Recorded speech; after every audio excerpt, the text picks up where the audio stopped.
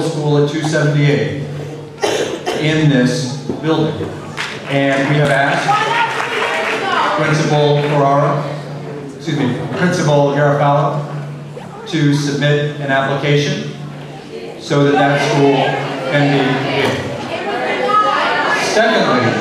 Secondly, given that that school would start a 9th grade,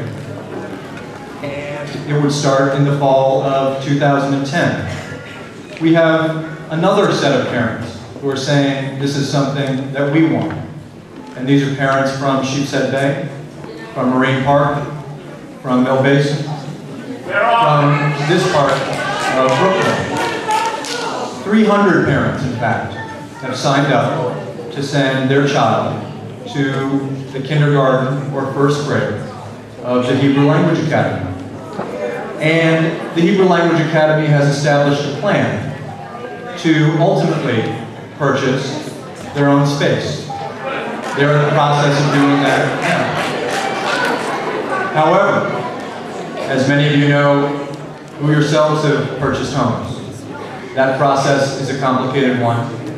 And we at the Department of Education now are here in the position of saying we have a resource. It's an acknowledged resource because people are saying, many people in this room, they want to see something done with that resource. And we have hundreds of parents who are saying they want an arts high school, and we agree with that. But we're also seeing hundreds of parents, literally hundreds, say they would like to send their child to this school. And they only have 1 year when their child is going to be in kindergarten, or when their child is going to be in 1st grade. Here this evening. Thank you. Our proposal here this evening is that for 2 years, the Hebrew Language Academy, 6 classrooms of students who are 5 and 6 years old, be located in this school.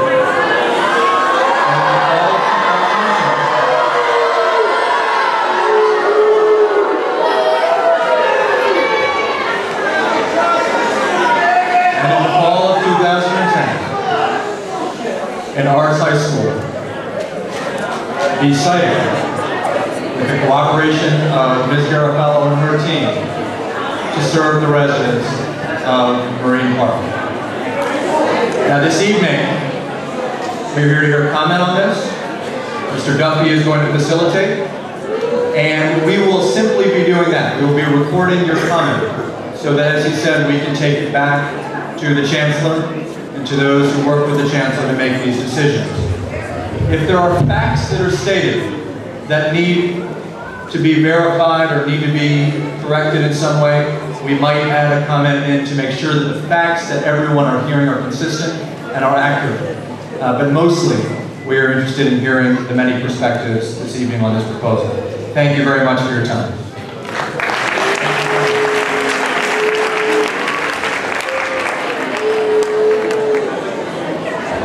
What I'd like to do next, I'm going to be asking speakers to come up to the podium. On my left, your right. I'm going to start with the elected officials who are present and begin by recognizing the City Comptroller, Bill Thompson.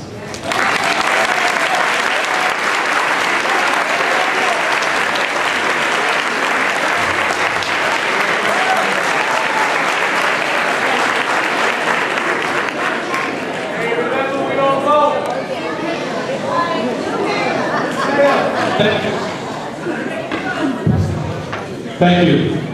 White members of the panel, good evening. I'd like to thank you for holding this hearing and allowing me to discuss the Bloomberg administration's proposal to create a charter school at Marine Park Junior High School, also known as IS 278. As I'm sure you're all aware, community members and local elected officials overwhelmingly oppose this plan.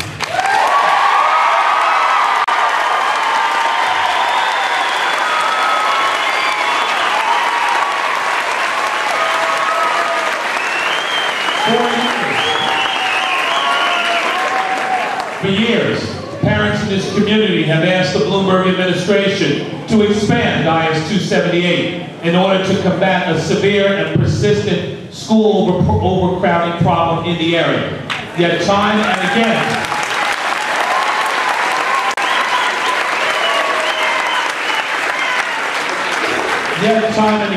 the administration has ignored these requests. Now, the Department of Education says IS 278 is underutilized and should have a charter school within the building. Parents, however, have grave concerns about this plan, and for good reason. Many don't want to introduce young children, such as kindergartners, into a building with 6th, 7th, and 8th graders.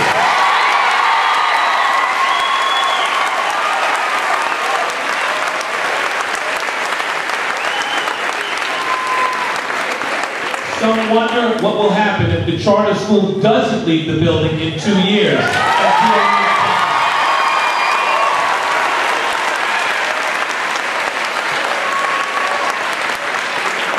Others want to know exactly how children will share common areas like the gym, library, cafeteria, and computer labs.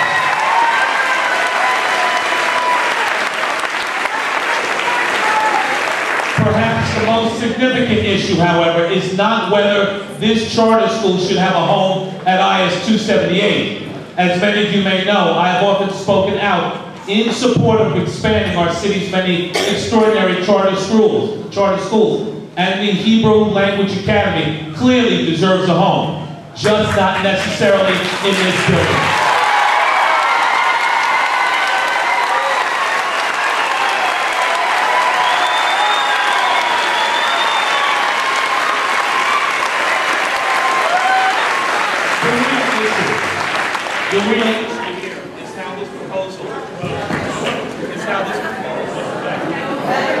The real issue here is how this proposal has been introduced to the community. Once again, by allowing little time for debate or discussion, giving parents few opportunities to weigh in, and ignoring this community's voice, the mayor has employed a top-down approach that reveals a patent disregard for parental involvement.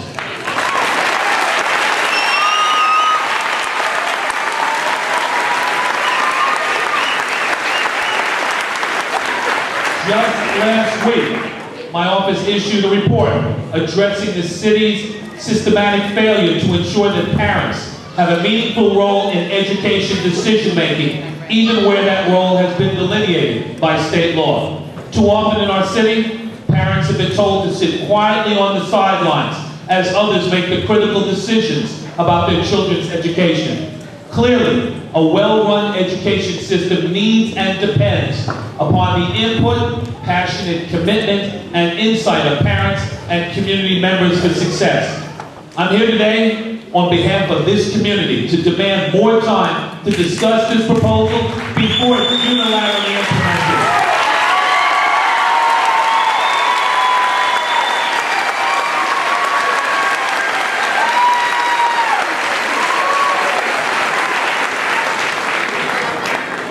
Administration should and must listen to parental concerns before moving forward. Until these conditions have been met, I add my voice to the growing number of concerned parents and community residents who strongly oppose this plan. Thank you so much.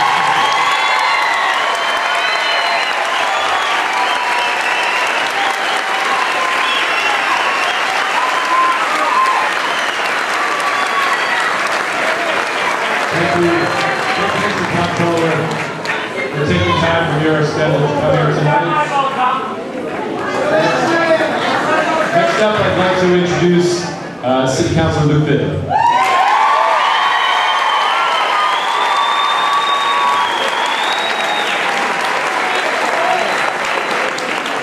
Good evening, Mr. White. I want to thank you for coming down tonight to be the designated pinata.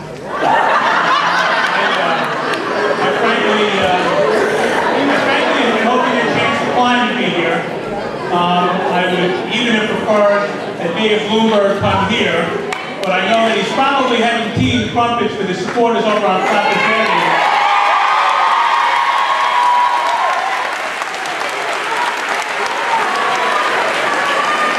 So we're just going to have to voice our opposition loud enough for for him to hear it over there.